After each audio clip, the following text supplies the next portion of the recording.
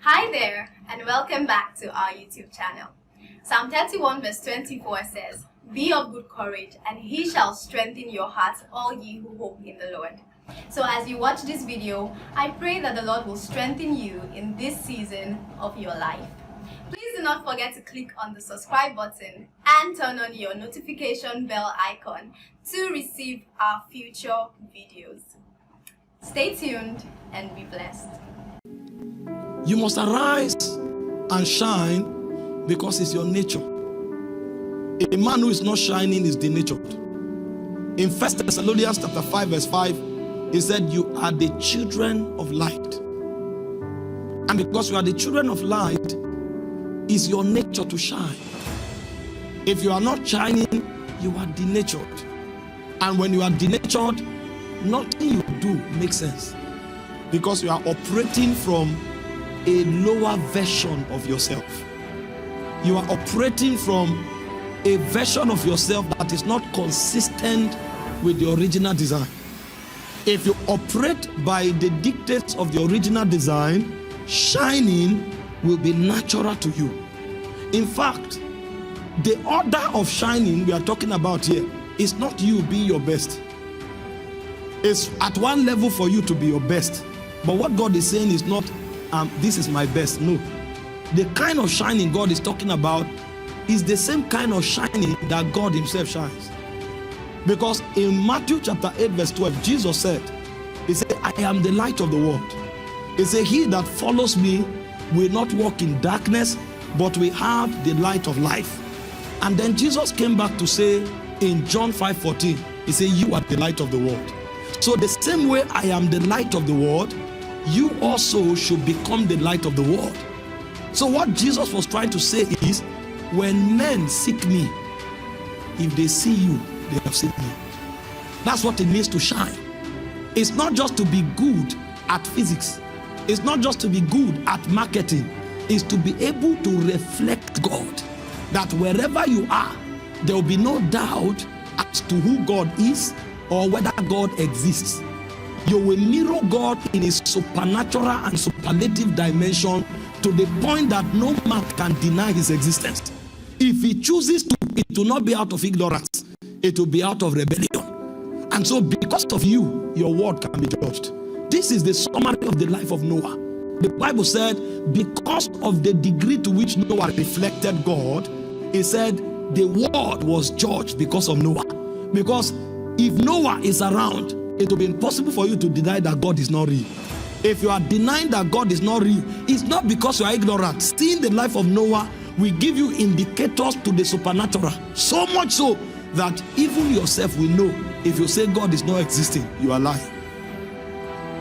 And so your shining is the reason why a dark world will be judged. Because everywhere you appear, you don't appear in the order of your family line. You appear in the order of the Christ. When men see you, they see God.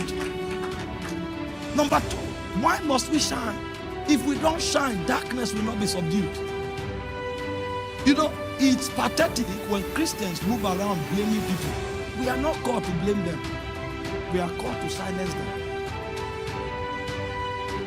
Instead, the light shines in the darkness. The darkness comprehends it not. And so the Christian is not a being of complaint, it's a being of answers. So when there is contradiction, that's your platform. Our platform is not a stage with any displays and lights. Our platform are the contradictions of the world. When there is darkness, we show forth. When there is darkness, we show forth. Our manifestation is in the thickest of darkness. And this is how men will know that we serve a God that is supreme. The best witness you can bring to a generation is not by preaching, it's by showing God. Because the reason God calls us to shine is to push back darkness. We are the antidote to the operations of darkness.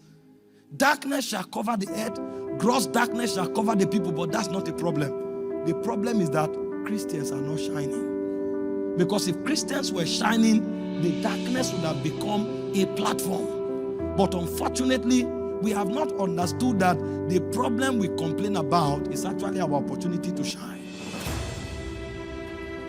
To increase power. When you sing, darkness moves. When you talk, darkness moves. Whatever you do, first you dissipate darkness because you are shining. You are shining. The reason God calls us to shine is so that darkness can be dissipated. Number 3, the reason God calls us to shine is because only within the context of light can purpose be fulfilled. I already told you about Paul. He was kidding and murdering Christians, thinking he was doing God a favor. He was in darkness. Is it possible for a man to put his whole energy in an enterprise, yet that thing does not strike a chord in eternity? I told them, I said, if you are in the wrong direction, speed is not an advantage.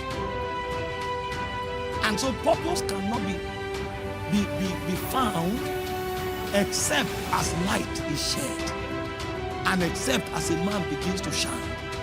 Because there are many who have not begun to shine, or they put their light under a bushel and they are hoping to fulfill purpose. Purpose can only begin to find expression as your light begins to beam. It is in that light that you fulfill purpose. Even God could not walk except as light appeared. In Genesis chapter 1, he said the world was in chaos. Darkness was upon the face of the deep. The first thing God did was to call forth light. The moment light came, the work of God began. The reason many can never fulfill purpose is because they are in darkness. And so in a conference like this, you are expected or called to find your reading back to the foundation. You trace your reality from the Christ. Until you find yourself in Christ, you can't do anything that is worthwhile. Because there are many persons who believe because they study neuroscience, they will fulfill purpose. There is no purpose outside of Christ. Everything outside Christ is darkness. And until what you are doing, Christ becomes the force that determines how that thing is done, there's no purpose in it.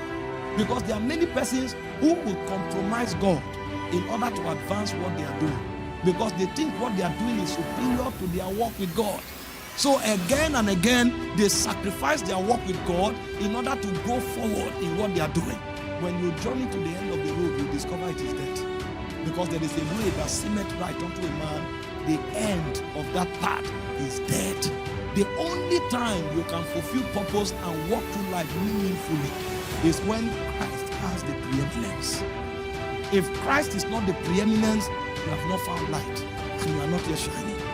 No matter how effective you are, at the end of the day, that thing can't define your essence.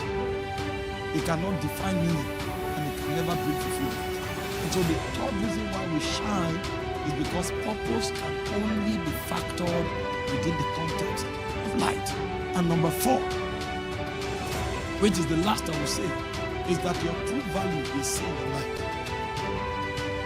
Your true value. He said, arise, shine, for thy light is come. The glory of the Lord is risen upon you. He said, Gentiles shall come to your light. They won't come to you. Nobody cares your skin color. Nobody cares about your height. Nobody cares about what you possess. He said, Gentiles shall come to your light. And he said, kings shall come to the brightness of your rising. So your true value is tied to the light that you have caught in God. If a man has no light, he has no value. And in our world today, because people lack value, they try to make value out of flesh. And so you see a young man, he spends all the time gymming for his chest to be bigger. If it's exercise, that's good. If it's for health purpose, that's good. But if it's to look better, you are waste. A young lady scrapes all her eyelashes, use something, color it, they apply 7 colors of powder. By the time you are 38, even your skin will begin to tell you that your value is bigger than your skin. Because the skin will start giving way. The skin, the moment you give birth to 2, 3 children, you will be shaped. And so if your value was hanging on your physical body, Before you are 40, you will know. Your value is not in your looks. It's in the light that beams out of you. The light. What is the ray?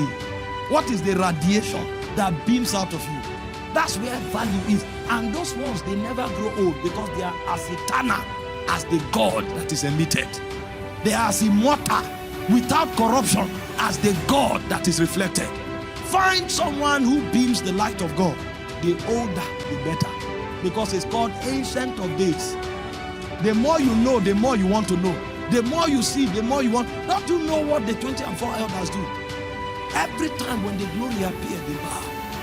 When they bow and they lift up their eyes, they see another dimension. They bow. They rise up, they see another dimension. They bow. They've never exhausted the glory. Because anything that comes from God is immortal and is eternal. The more it beams, the more glorious it becomes. It's an excelling glory. And so when God calls us to shine, He's bringing us into an economy, a value system that cannot be gainsaid.